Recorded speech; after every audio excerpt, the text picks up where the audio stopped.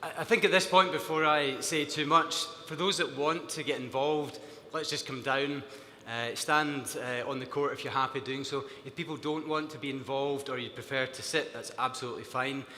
But as I say, it's going to be quite a movement-orientated session, and I think you'll get more out of it if you even come down and take some space on the court. So would you like to do that just now, and we'll form a horseshoe shape round in this direction. Hi. So do you want?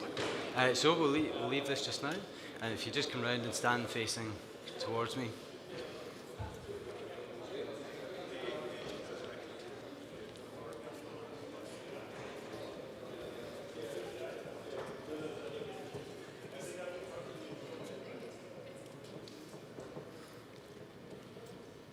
Okay, that's great. And if anybody feels they want to join at any time, you're more than welcome. But first of all, thank you to John and the BWF for inviting me back. It genuinely is an honour and a privilege to be here. I've got a great affinity with not only the World Championships, but this place in particular. And Kenneth mentioned earlier, I hate to correct him, but it was 1997 that Jonas Rasmussen won in the very hall next door against Sun Jun, an absolutely magnificent men's singles final. Being doubles orientated myself, I was very interested in Chandra Vijay and Sigit Budiarto winning that title there, and a real inspiration. And actually, I was in these girls' positions when Lee J. Bok was presenting at the coaching conference, and I was one of the players. And that for me was a great inspiration, and it was a real lifelong ambition to then 9 years later play in the World Championships in Madrid. And now to be back here, 2017, my home city. I grew up 5 minutes away. I was here before this building even existed, and it was a bit of grass. And to see the magnificent facility that it is now, particularly looking as tremendous as it does today, is a real honour, and it's really exciting to be here. So I finished playing my badminton and delved into my physiotherapy career. But as a badminton player, I had lots of injuries, and a lot of people think it's bad for business as a physiotherapist to try to prevent injury or to reduce the risk of injury. But that remains my key passion. And couple that with the shoulder, we are starting to marry up some things that I'm really passionate about. At the moment, we are conducting a shoulder injury study, as it was alluded to earlier when Ian Wright was speaking, at the Championships. We conducted this in Bilbao as well, at the World Junior Championships. We don't really have much data analysis yet, but we're hoping to build up a big picture. When I was asked to speak in Spain, and asked to speak about injury prevention, I immediately thought of the shoulder, and I started to prepare for the conference and realised that really there's hardly anything in the scientific literature about badminton shoulder injuries. Not an awful lot to do with badminton, full stop, but that is part of the motivation behind the BWF initiatives that are underway. But hopefully people got this form emailed out to them. In Bilbao, I was given the luxury of a 1 hour lecture on the Friday, 1.5 hours to do a practicum, and I still ran late, so I'm watching my time. But this was my attempt to give people some of the theory underpinning what we're doing today. I'm not going to spend much time talking about the theory because I want people to be active and see the exercises and have things to go home with to use with their players. But if you do have any questions, I'm more than happy to take them at the end of the session. So we think that shoulder injuries are a significant problem in badminton. I had a shoulder injury. I know lots of other people that have a shoulder injury, but we don't really know.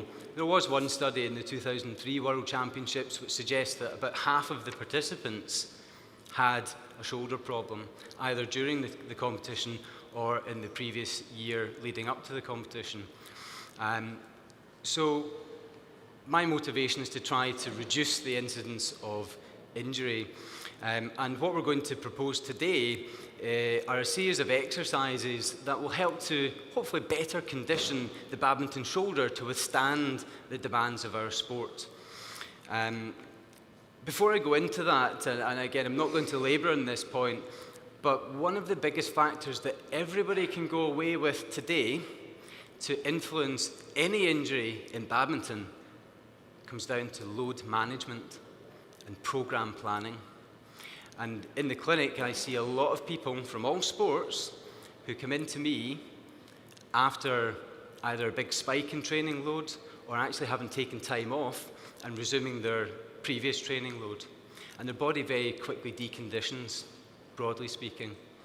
So as coaches, just pay a little bit of thought to that in terms of session planning, the weekly plan, the monthly plan, whether somebody's been on holiday, ill, has had an injury and is returning.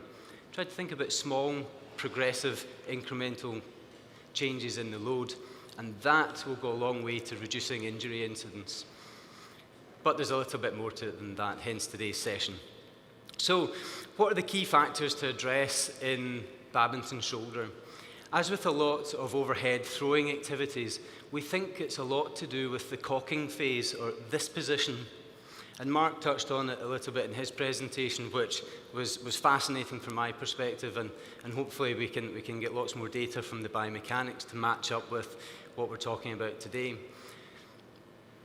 The badminton shoulder will have to generate a certain amount of force, but it also needs to withstand force going through it. So today's program is going to look at how we can condition the shoulder to not only generate force, but importantly, to withstand and remain robust to the force that we ask the shoulder to endure.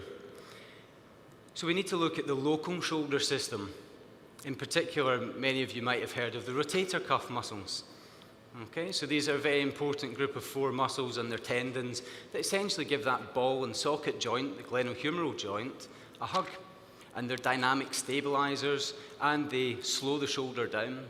So with the cricket example that Mark showed, and with the badminton example, you saw a lot of acceleration, but you also saw a lot of deceleration.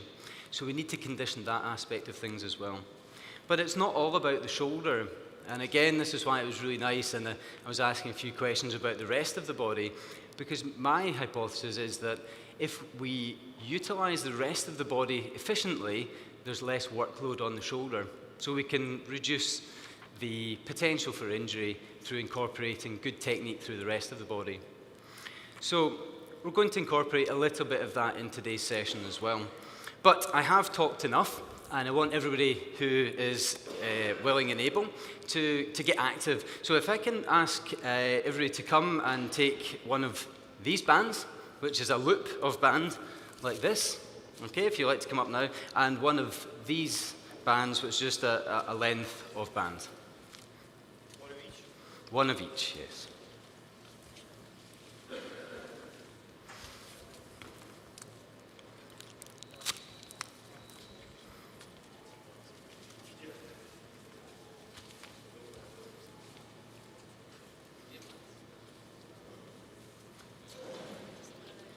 Yeah, perfect. So just very briefly before we get active, the structure of the session is divided into 2 sections. There are 3 exercises which we're going to start now, which are intended to be used before any on-court session, to be incorporated into a warm-up, to try and prepare not just your body, your whole body, but the shoulder specifically for what you're about to undertake on the court.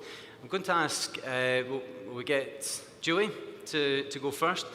We're not going to worry about these balls for the first exercise, but if you have access to these balls at your training centre, you can perform like this. So we'll show you how it perhaps can be done, and then we'll have a go at a modification. So we'll take, if you take your racket, and place the ball up against the wall, the player's going to come and recline or lean into the ball with the ball between their shoulder blades. I think it's quite nice to bring the racket into play. It makes it meaningful for the player rather than just having an open hand. Okay. So the player will start in a squat position. She's taking a little tension against the band, not too much, but just enough to take up the slack. Holding the racket, she will then stand up and simultaneously elevate the arms above her head, and then back down, and repeat. So she just gets going at a comfortable pace for her, trying to get nice full range of movement through the whole body. Thinking about the sequence of that movement is quite important. She's initiating the movement with her legs, okay, and I think that's quite a key point. Okay, but for the purposes of trying it out, what I'm going to ask you all to do is to take your loop of band, find a space in the floor, and start in the squat position, with a little bit of tension, come up and raise the band up above your head and come back down. Okay, we'll do 15 of those.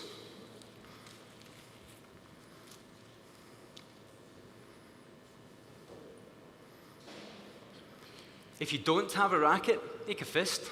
Okay, it's a very good way of engaging the brain. It can help to switch the rotator cuff muscles on a little bit better. And try to think about that connection between the lower limb through the torso, the trunk, and up to the hand where the racket would be. Not much, very light tension. So the question was, how much tension on the band? The answer is quite light.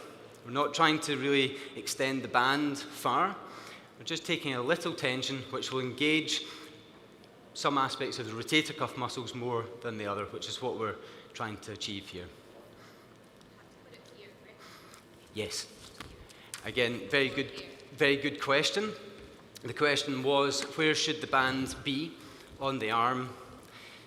We want the band to be at the level of the wrist and not at the back of the hand. Okay, so if the band is at the back of the wrist, we'll work some of the forearm muscles a little bit more than we want to. Remember, we want to engage the shoulder muscles slightly better, so we bring the band up onto the forearm. Okay. Okay, well done. So for the next exercise, we need the loop of band once again. I'll get the girls to demonstrate. Do you want to take your racket? Okay. So again, we have the loop of band around the back of the wrist, not the back of the hand. Taking a hold of our racket. We're then going to get Eleanor to prepare into her ready position, okay, as if she's about to hit an overhead stroke. Okay, so we'll do 10 on one side, and then just to get your brains going, you're going to do 10 on the other side. Okay? So you can have a practice of that now. Again, if you don't have your racket, just make a small fist, as if you are holding the racket.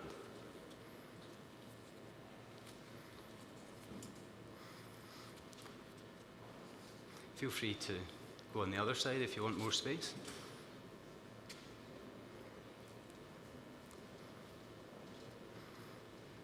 Okay, is anybody brave enough to try their non-dominant hand? Ooh, good.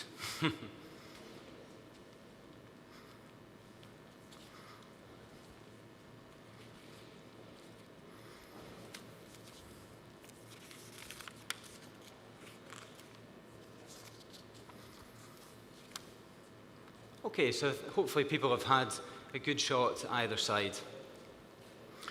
Then moving on to the third of our 3 warm-up exercises. And for this, we need a length of band and a partner. Okay, so we'll go back to yourself. You can ditch that and your racket. That's fine. So just take it in your dominant hand. The person holding the band is going to hold it nice and firm. The person working will turn with their back towards their partner.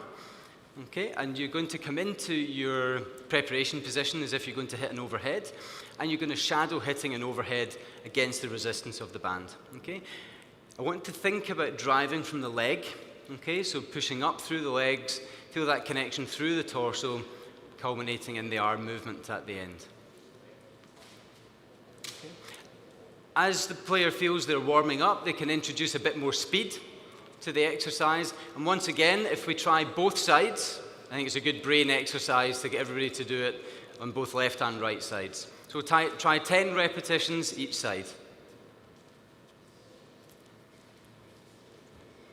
Okay, that's fine, you can rest out. Good.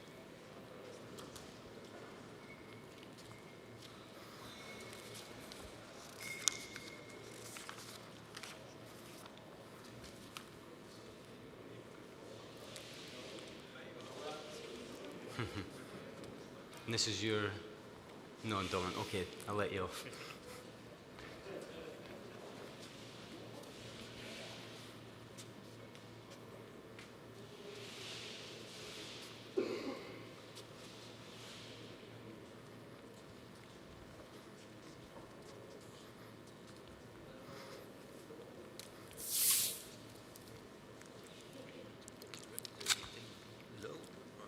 Say that again, sorry? Oh, yes. Okay. Yeah, sure. It's a good question. So the question there was, where should the partner hold the band?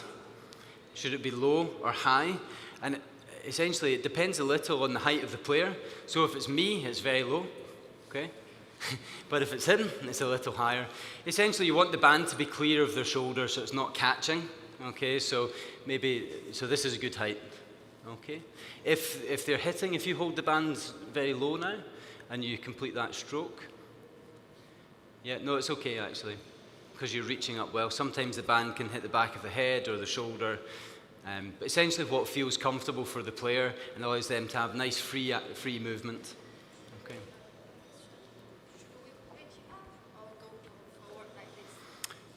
Yeah, I think you're trying to. Yeah, so the question there is, should we hit here and try to go forwards or reach up? Is that correct? And the answer is you can do either. I think in your mind, you should think about what stroke you want to simulate. Is it a clear? Is it a smash? And it's, or maybe not a drop shot. We want to be dynamic. Because now we're talking about prevention of injuries. Yeah.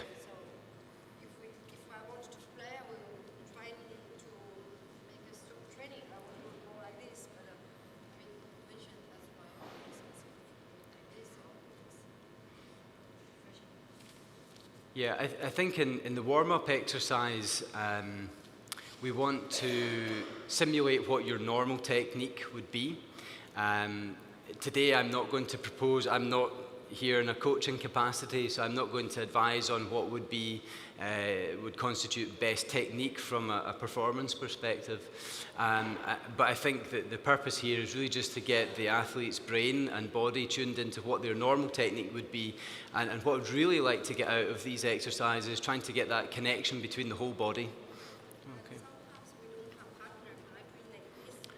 Yeah, so if you don't have a partner, probably best to tie onto a door so that it's at an appropriate height.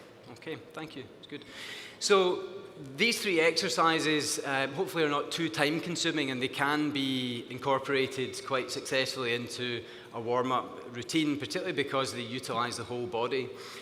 You might want to increase speed of movement as you go through the exercises, through the repetitions. So that's section one of the badminton conditioning program, shoulder conditioning program, intended to be done during the warm-up. Section two is different. This is intended to be a little bit harder. It takes a little bit more time and would not be done on every court session. I would suggest that to get effect from it, you want to be doing it maybe 2 or 3 times per week. Okay. I should say that all of this information you will receive. You'll get a link to a multimedia document, so all the details, videos of the exercises, how many repetitions, etc. should be done will all be available to you after the conference. So the idea with the main shoulder conditioning circuit is that we have 4 base exercises with 3 levels of each exercise. So I talked at the beginning about progressive loads, so that we're not asking too much all of a sudden from our body, because that can sometimes result in injury. So we will have base exercise 1, level A, and that's the easiest level. Then move on to B, and move on to C.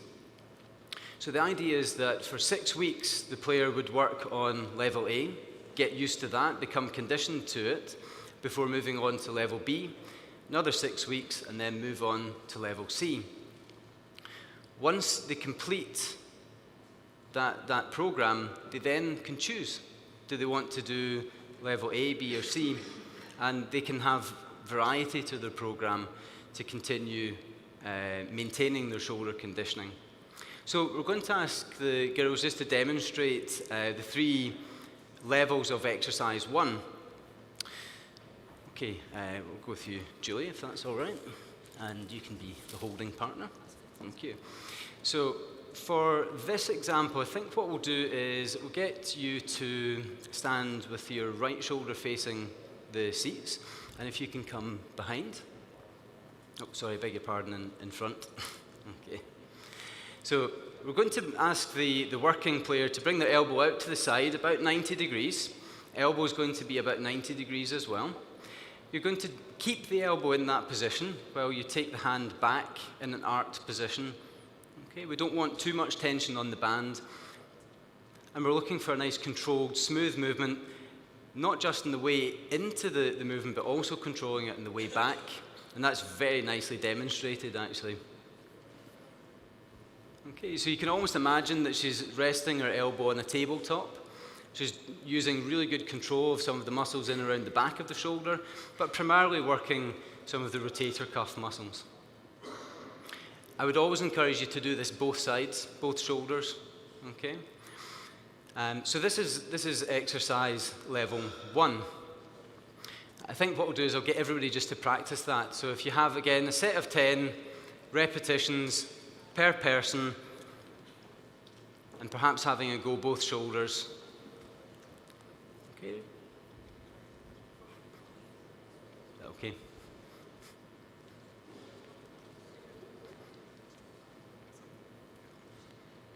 Yeah, so that's good feedback. So we're just trying to keep that elbow nice and still. Yeah, good control, slow. Well done. Yeah. Nice. You can progress by changing the rubber from there's a different. You can. I'll maybe address this point if that's okay.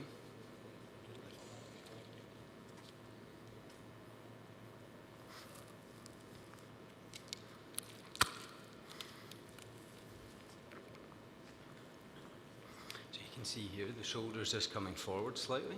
So if you keep here, okay, and then rotate back. If you feel the band is too tight, you can ask your partner to reduce. Yeah? Perfect, good, well done. Okay.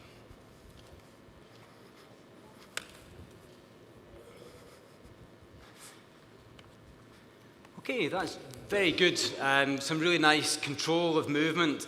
And it's really important to establish really good control, first of all, before we start to introduce speed. One of the questions as came round there was, can we progress this by increasing the resistance of the band? I would suggest that we keep this exercise quite light, bearing in mind that it's going to be in the context of lots of other exercises. So we don't want to elicit lots of fatigue early on, but really focusing on the control. It is possible, but bearing in mind when you increase the resistance of the band, you change the focus of the exercise, and you perhaps have less of a focus on the important rotator cuff muscles that we're interested in, and perhaps more of a bias on some other muscles. We're then going to move on to a slightly more dynamic exercise. So bearing in mind the players would have done 6 weeks worth of this. I want you to proceed with caution as we go through the exercises. Okay, we have these really nice, quite light but weighted balls. Okay, they're actually from Pilates, if anybody's familiar with Pilates, and they are quite readily available and they're not very expensive. And that's another point of today's session, is that hopefully the equipment is inexpensive and quite accessible. It's easy to grip as well. I'll demonstrate this one, girls. It's okay. So, with the ball, we're going to practice keeping that elbow up reasonably high and throwing the ball up with our what's called external rotation movement. So you're going to throw it up and then catch and release. And if I do my job right, I'm hopefully keeping my elbow reasonably high. Okay. And what we're really working on here is not just generating some power, but putting the brakes on. Obviously the ball's coming down fast, a little bit of weight, and I need to slow, so my muscles are working hard to put the brakes on to control that movement before we release again. Okay, so if you'd like to come and take a ball from the box, and make sure you've got plenty of space for this one. Yeah, I can do that. It's okay.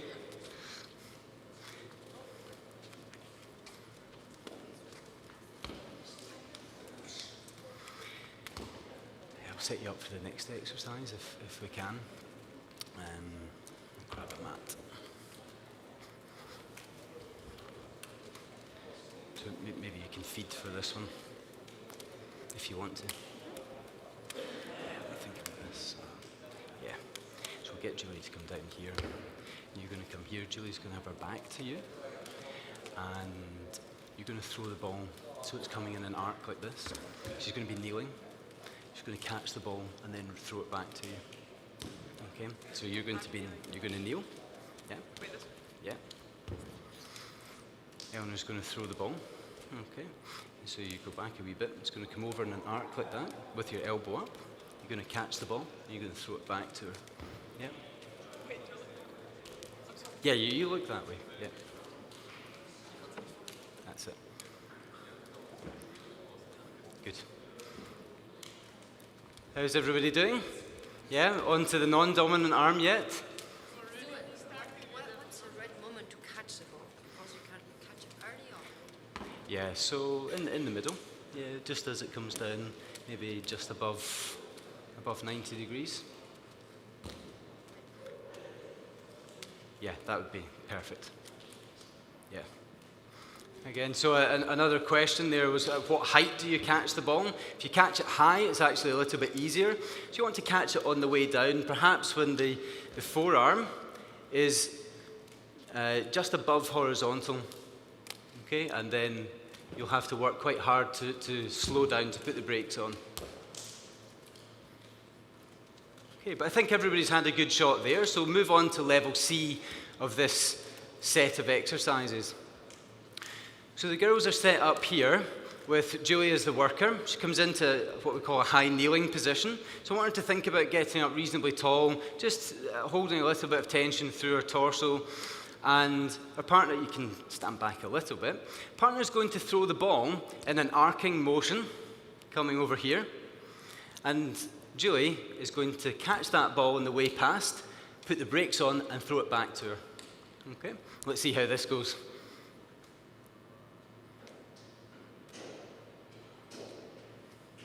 Yeah, good. So once they get used to this, because there's a bit of a skill to this exercise, if I can just nip in here, okay, you can throw from a further distance, so the ball's traveling a little faster, yep, and she'll need to work her torso a little bit harder, okay, as well as her shoulder, okay. But to begin with, you can start quite close, get the feel of the exercise, and if you're doing well, you can move back a little. And once again, I would encourage you to try it both sides. So if you would like to get a mat, if you want to protect your knees, and get plenty of space on the floor.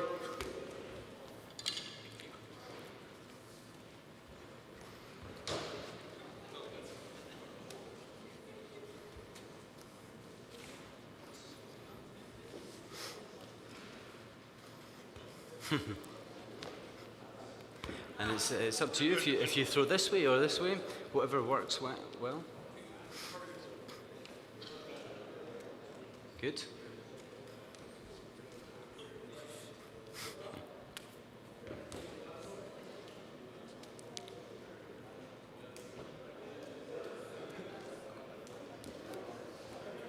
You try the other hand.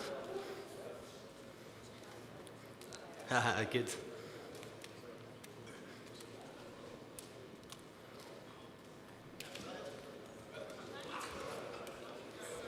We try and keep the arm up just a little higher. Yeah, see how that? Yeah, if you can.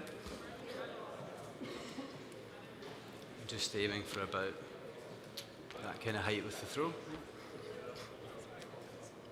Yeah, good. Yeah. Oh, I was just about to say well done. The last one was... No, it's okay. It was his fault. Yeah, good.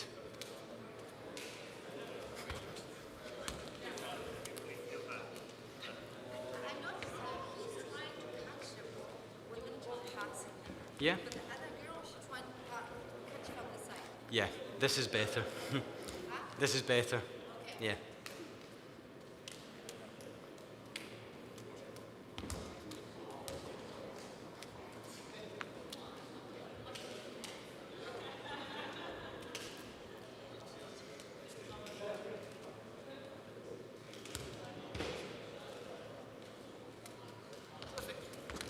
Good.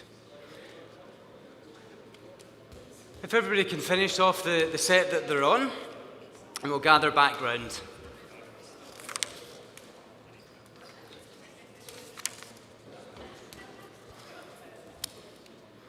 Okay, right, so the next one's a little bit easier again. That's what we need. So you can pop up onto your feet again. You want to keep working, is that sensible? Yeah. So this time you're going to stand behind, so your back, you're facing away from Eleanor. Okay. Yeah, elbow out to the side, and you're going to rotate inwards. Okay, so you want to hold that band just a little higher. That's it. Okay, happy with that? Nice and controlled. You can maybe even hold it a little higher again. That's fine, you can rest just now. Okay, so we'll finish that exercise there. So we've gone through exercise number 1, levels A, B, and C. And exercise 1 had a bias towards what we call external rotators, or external rotation, working predominantly the rotator cuff muscles at the back of the shoulder. But of course, we do an awful lot of work coming forwards in badminton. We need to counteract this. We need to have balance around the shoulder. But we're now going to work on internal rotation and go through the same 3 progressions with an internal rotation bias. So the girls are just going to demonstrate this here. So once again, the elbow is out approximately 90 degrees from the side. And Julie's doing a really nice job of keeping that upper part of the arm, the humerus, quite still and controlled. Tells me that she's actually got quite nice control of some of the shoulder blade muscles. You'll see that her partner's holding the band a little bit higher. If the band's too low, the band will get in the way of the shoulder. It's a nice controlled pace, not just forwards, but she's controlling it on the way back, going at her pace, not the pace of the band. Okay, so that's level 2, that's exercise 2, level A. Again, if you want to go into your pairs, you can practice this exercise.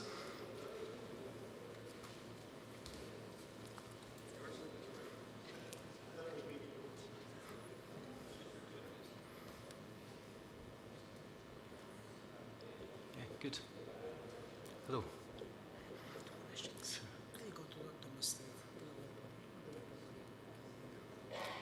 Say that again, sorry.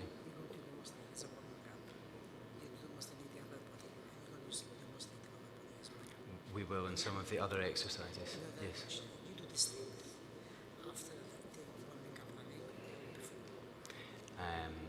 Probably at a different time. It's a good question. Yeah.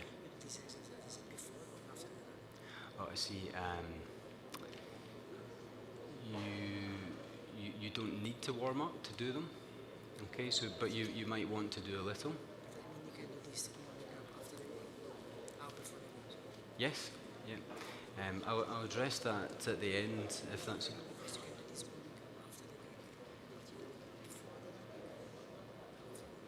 It doesn't matter. No.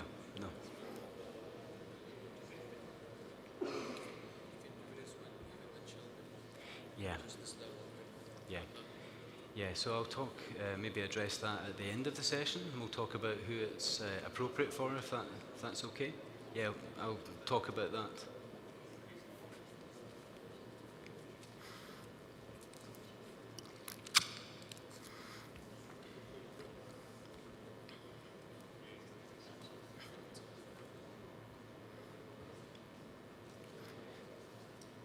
Good. Has everybody managed to have a shot of the exercise? Yeah? Okay. For the next exercise, I'm deciding whether I'm going to be cruel to the girls or whether to put myself on the spot, but I think I'm going to put myself on the spot for this one. Can I ask everybody to come up towards the benches at the back here?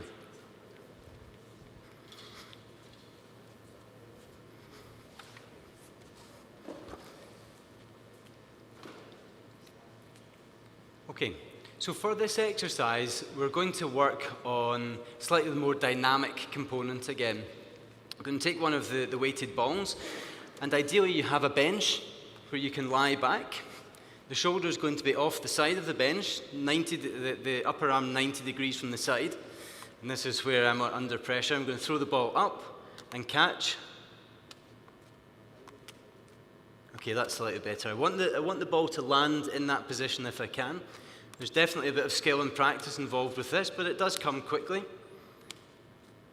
And what I'm working on here is this bit here, controlling going into that cocking position, which would be at the back end of the stroke, just before coming forward to strike the shuttle.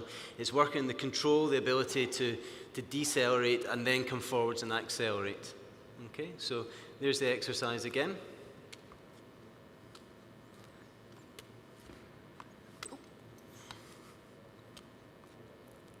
Okay. Is everybody happy to go and give that a shot? This should be fun when you do it in the non-dominant arm. Okay. Just create some space. If you need to move the benches a little or the balls, absolutely fine. Just move them out the way.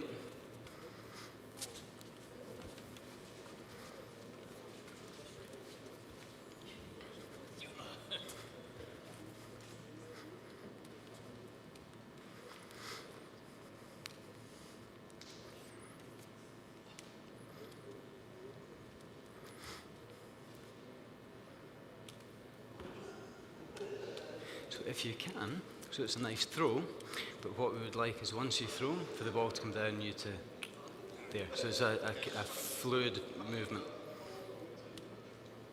Catch and release, that's it.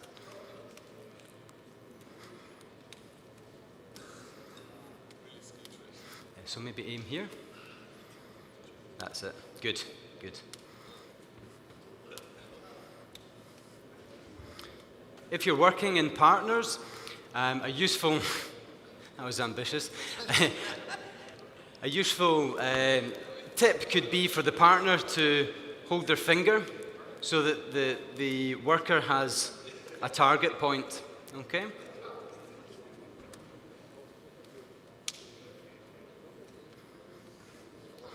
Work with the same weight. Yes, you can get slightly heavier ones, but generally the weight's quite limited. So if you don't get weight,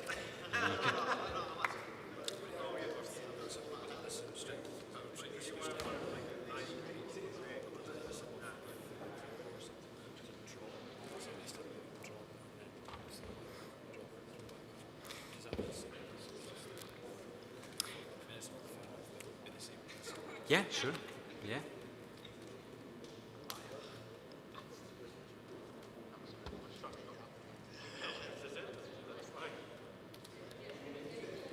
Okay, I think that's good. I think most people have managed to have a shot of the exercise. So if we can gather back round once again, we'll demonstrate level C. The goal of the exercise is more like a pre-injury exercise to prevent injury. Sure.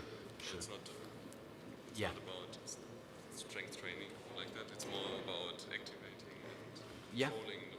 Yeah. Perhaps I can go over that at the end of the session. Yeah. Okay, well done. That was really good because it is quite hard lying on your back. It's a little disorientating with lights and such like, but with a little bit of practice, people can get very good with that exercise. Final exercise, working in pairs again.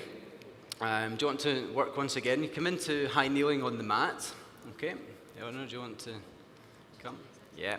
So essentially doing the same thing in reverse. Feeder's going to throw the ball approximately this kind of height, reasonably firm, and the worker's going to catch the ball and release, trying to allow the arm to recoil backwards a little, absorb the force as it comes towards you. That's it, good, and then push back. So sometimes just modifying the pace of the throw can allow the worker to get a little bit more out of the exercise.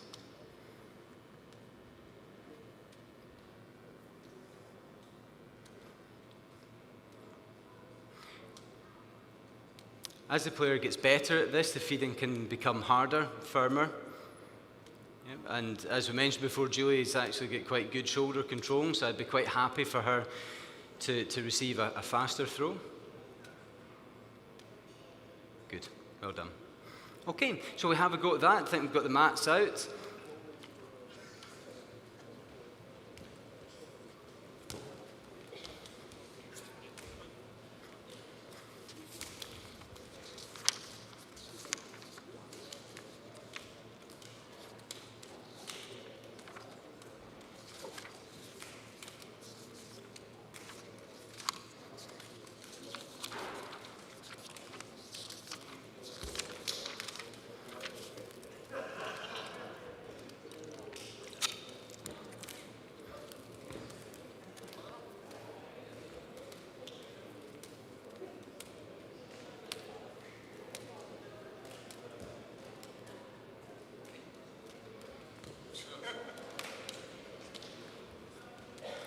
Yeah, that's good.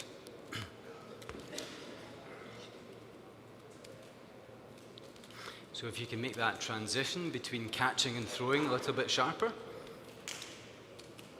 Yeah, good, that's it. Very good.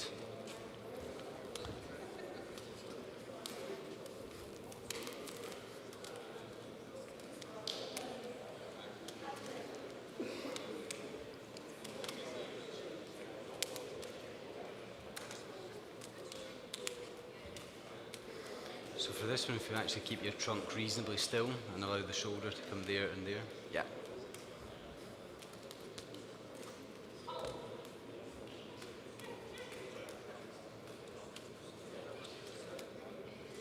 Good. Have you guys both had a shot? Have you had a shot? Yeah, good. Yeah, perfect. Good. Yeah, that's great.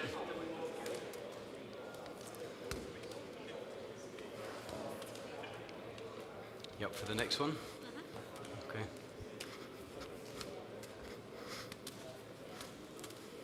Sorry, thanks. Okay, so for the next one, you need a loop of band. And you're going to lie over the ball. So the ball's going to come along your thighs, like that. Okay. From there, you're going to lean back, come in, tuck the knees in, and back. Okay? Easy as pie. Okay. Okay, I think everybody has had a chance to practice that exercise, and that was really good. Perhaps a key point just to pick up on watching round the hall, the important aspect of this exercise is trying to catch, recoil, and release quite quickly. So if you catch, stop, and then have to throw, we want to try and smooth that up a little bit so it's very fluent movement. Okay, you're really decelerating and accelerating quite fast at that transition that we're looking for. Okay. Perfect. So exercise number 3, level A, a little bit of weight bearing. Obviously, we need to be mindful of our wrists. If people have any wrist discomfort during this exercise, don't continue with it. But actually, weight bearing through the hands is a very good way of getting some good shoulder muscle recruitment. It helps to initiate the muscles in a way that we want. In addition to that, we're going to bring the loop of band into play again, and that's going to go around the back of the wrist, not the back of the hand, but the bottom part of the forearm. Okay, you ready to demonstrate? Perfect. So the ball is going to come for level A. You can walk back a wee bit towards me. Yeah, that's it. Keep going, keep going. So level A, the ball is going to be approximately mid-thigh. Just makes it a little bit of a shorter lever. The band's going round the wrists, and I want the hands to slightly turn out the way a little. Okay, so fingers are pointing outwards. From there, the player's going to roll backwards. Okay, so you're going back that way. The hands, therefore, are coming up above her head, just tucking that chin in a little so it's a nice neck posture. You can see that if we flipped Eleanor upright, she'd be in a very nice overhead position. Okay, she's using her torso, and then she's going to come back in, and for good measure, just hug the knees to the chest. That's it, good, well done. and she's working really hard through there now. Okay, so you can see that she's controlling against the movement of the ball. She's taking the weight of her torso, and then you can come back out of that and repeat. Okay. Level B, simply to progress this, the ball would move down the leg a little bit, so we've got a longer lever. Okay, so the difference between perhaps doing press-ups from your knees and press-ups from your toes. Okay, it just makes that a little bit harder. But well done, well done. Perfect, you can rest, yeah. Do people want to try that exercise? Some of you? Yeah, perfect. So the balls are just at the back. If you want to get a ball and find a bit of space, make sure you've got your loop of band as well.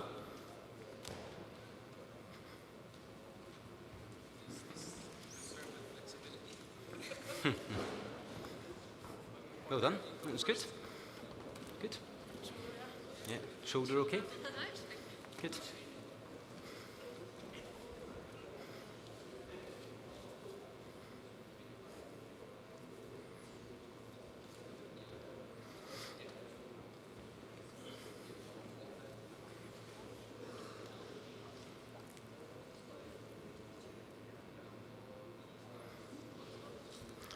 Okay, so maybe just turn the hands out slightly, like this. Yeah, good.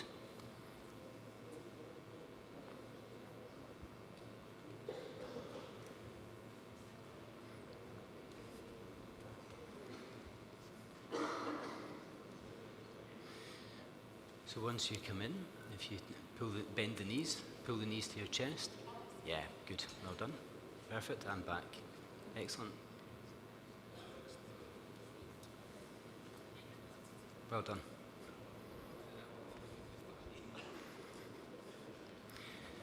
As people are doing this exercise, I want you to think about getting nice and long through your arms. So essentially pushing the shoulder blades away from you a little bit. It's just a nice way to engage some of the muscles in around the shoulder blade or scapula. You can also try to think about keeping a nice straight torso position. So trying to avoid bending in the middle too much, just using a little bit of abdominal muscles.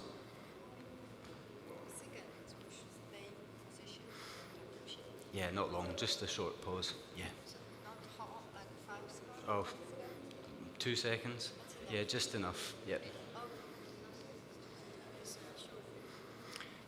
Yes, yeah. Again, it's just to help to engage some of the rotator cuff muscles. Yeah.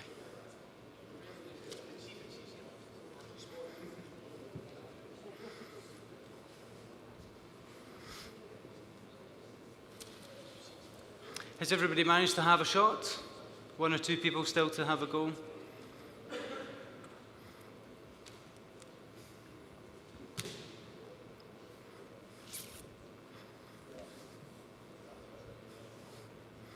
Firms that ball.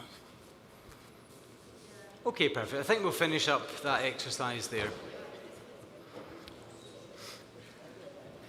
I'm going to spare everybody's blushes apart from my own and demonstrate level C. I don't think it's fair to ask you to do this one right off the bat without 12 weeks of conditioning prior to this. I wish I had taken 12 weeks to condition prior to this exercise. There's every chance I'm going to end up in the car park, but I'll do my best to maintain my balance and composure. So once again, you need the loop of band. So this is level C. I'm going to come over the ball. Okay. And then from there, we're going to, same position as before, tuck the ball in, come back out, and then come up into a pike position, and back down. Tuck, back out, up into a pike, and back down. Whoa. I think I've just saved my radio mic. Yeah, I've got it. Okay, so you can see with that exercise, people need to be quite proficient in that position to begin with. So I'm just really delighted I got through that without doing a forward roll out of the window. Perfect. So that concludes exercise 3. One final set of exercises to finish the session. And for this one, we're going to be weight bearing again. For level 1, if I can have Julie, do you want to come back up for this one? Sorry, for level A. We're going to come down onto hands and knees. Okay. This exercise sometimes gets called thread the needle. It's quite a popular exercise for a lot of different sports or in things like Pilates and yoga. But I really like it because it allows people to start to get a bit of connection between their shoulder and their thorax, the bit where the ribs go round. It's very important in a hitting or throwing action. So we want to make sure that the spine is in a good position as well. So for Julie, I would just want her to tilt that way a little bit so she's nice and flat through here. Ask her to get nice and long through her arms, so lifting this part of her spine up towards the ceiling. You can see now she's nice and flat across her back. The shoulder blades aren't protruding at all, and she's well engaged. And then from there, I like to just get people to slightly turn the fingers out once again. Okay, then from there, we'll get Julie to take her right arm, sweep it up towards the ceiling, and actually look and follow the hand. Okay, good. Keep it nice and stable here, but allowing the mid part of the body to rotate, and then come back down and feed that arm through and under, so she's rotating the other way. The head's following the hand all the time. Okay. During this exercise, a number of things are happening. She's working on some flexibility through her torso, but she's also working hard on that weight-bearing arm. Okay, when she's weight-bearing, we're asking the shoulder muscles to work hard to control and stabilize. So while it's good exercise for the hitting arm, it's also good exercise for the non-dominant arm, but then when you swap round, you're getting the reverse benefit. Okay. So once again, if you want to get a mat, have a quick practice of that exercise just to get a feel for that. Well done, that's good. Get good rotation.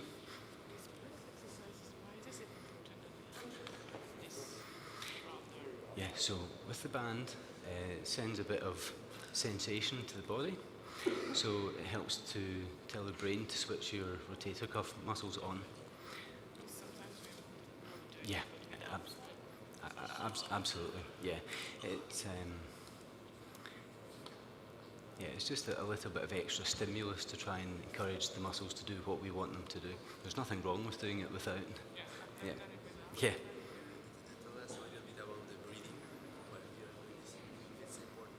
Sure.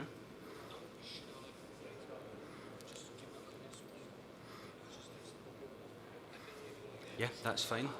That's fine.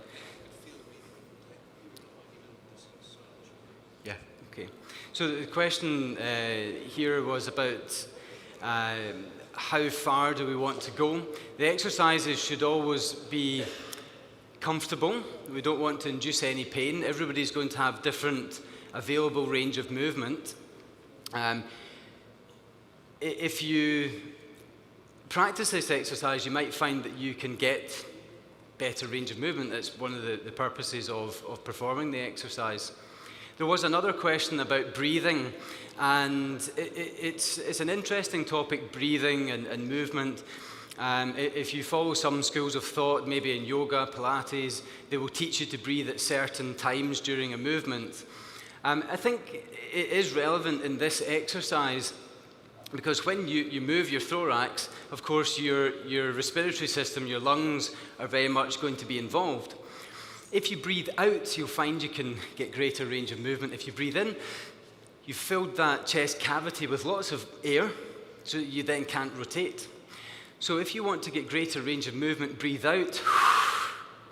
As you go to the end of range, breathe in, and out again as you get to the end of range. Generally, however, and why I've not talked about breathing in any other exercises, is that we don't think about it for a lot of human function, particularly on a badminton court. You don't think about, we just breathe according to the demands of our cardiovascular system. So I think as long as people are breathing, it's a good starting point. If they're not breathing, they should maybe start doing so. But I think for this exercise, it was an excellent point that it can actually help to get better range of movement. Okay, so we're going to move on to next exercise. Again, we'll bring one of the players in. Do you want to have a go, Eleanor? Yeah. Okay, so we're going to bring in two of the soft balls. Eleanor's going to come down onto hands and knees and weight bear on the ball. So now she's got a little bit of a stability challenge through her hands. So we're asking her muscles perhaps to work a little bit harder. She's going to work in a reactive fashion because the balls can move. In a very similar movement pattern to before, now that we're thinking about breathing, she's going to sweep one arm up and breathe out till she gets to the end of range. Bring that hand back down to starting point and repeat on the other side. Okay, when you're ready. So again, the head's following the hand round. Good, back down, and then repeat on the other side. So the weight-bearing hand is working quite hard here. It's nice to have something to grip at the end of the day. We're always going to be gripping a badminton racket on the court, so it starts to make it perhaps a little bit more meaningful. And also incorporating that nice thoracic or trunk rotation. Okay, so we'll have a short practice of that. There's some more balls in the box there. Yeah. Hands out. Yeah, yeah. Okay, well spotted.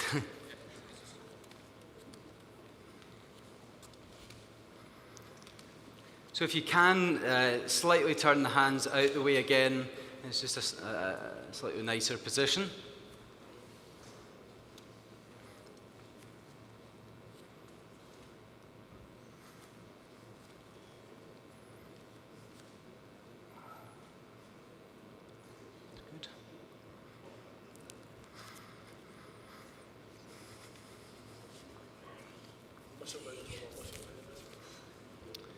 Want to do the next one?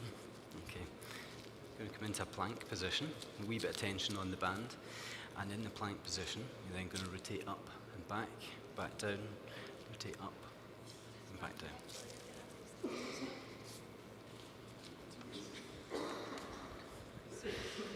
Okay. Because why am I doing it first? Always have a shoulder tension, and I don't feel I get a cramp. Does that mean I'm not flexible enough? It could be what muscles you're using to achieve the exercise. I didn't actually see you doing it. Was it on the weight bearing? This. This part. Yeah. Yeah, so maybe hitching a little. You maybe need to just relax shoulders down slightly. I feel like pull up and I feel Yeah, and I would suggest in that situation not. tight. Yeah. Just I would just reduce your range of movement a little bit to start with, until you get familiar with the exercise. Yeah. With weak points. Yeah, possibly, or that maybe they're working too much and other muscles are weak. Yeah, it's difficult without really analysing. Okay, you all had a shot? Perfect. Okay, well done, everybody's doing really well, so we're on to the last exercise here, which Julie is going to demonstrate. So this is level C of exercise 4. Okay, so she's going to come into a plank position. She drew the short straw here. Yeah, good, not a bad plank position. Just try and raise up a little bit here, that's it. Okay, just good, well done. Taking the hands out, away from one another. Okay, she's got a band between her hands. And then from there, we'll see how she gets on. This is a tough exercise. She's going to take one hand and reach it up towards the ceiling, sweeping round. Whoa, well done. Superb. And then backed out, and then repeat on the other side. Good. Do you think you've got a couple more in you? Good. Well done. Each time she comes back into the middle, I want her to be thinking about maintaining that good plank position. Okay, well done. We've got enough time just for everybody to have a quick go of that exercise, and then we'll have completed the programme. Okay.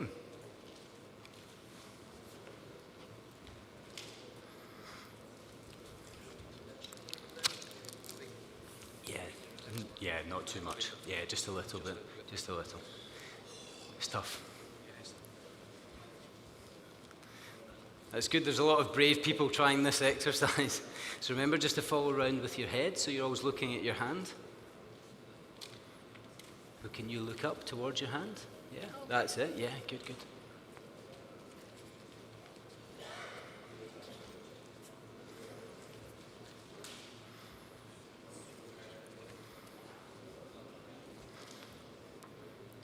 Okay, that's great. I think everybody's had a chance to try that exercise. Well done. So if I can ask everybody just come back round to conclude the session today.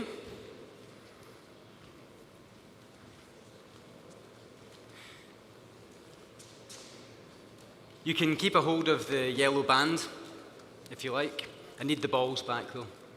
But yeah, the band is yours to take away if you wish. So first of all, well done, and thank you to everybody for taking part. Hopefully you got an appreciation as well of the exercises. A couple of points just to maybe round up on, which I should have said at the beginning. However, this program is not designed to treat shoulder injuries. Okay, if somebody has shoulder pain, if they have a shoulder injury, they probably they do need to go and see somebody appropriately qualified to help them with that, because there'll be very individual reasons as to why they might have that issue, and a lot of these exercises may not be appropriate for them. Another question from the group during the session was, what age can you start with the exercises? And again, like a lot of the answers to questions from the panel next door, it depends. In my opinion, we need to look not just at chronological age, how old a person is in numbers, but how physically developed they are, how physiologically developed they are, but also how emotionally developed they are. And have I disrupted this when I did my handstand? How mentally ready they are to receive instruction. You know, if people can't receive instruction to perform these exercises safely and competently, then they're not ready to start. That said, in my mind, this is probably for people that are 16 years and older and are aspiring to become elite players, and they're playing at least 5 days per week. So that's the rough plan I have in my head. I don't like to be too prescriptive with things, so this sort of goes against my nature, because I like to deal with people on an individual basis, but hopefully there's enough progression built into the program to allow people to access it and use it with their players. So thank you very much for your participation.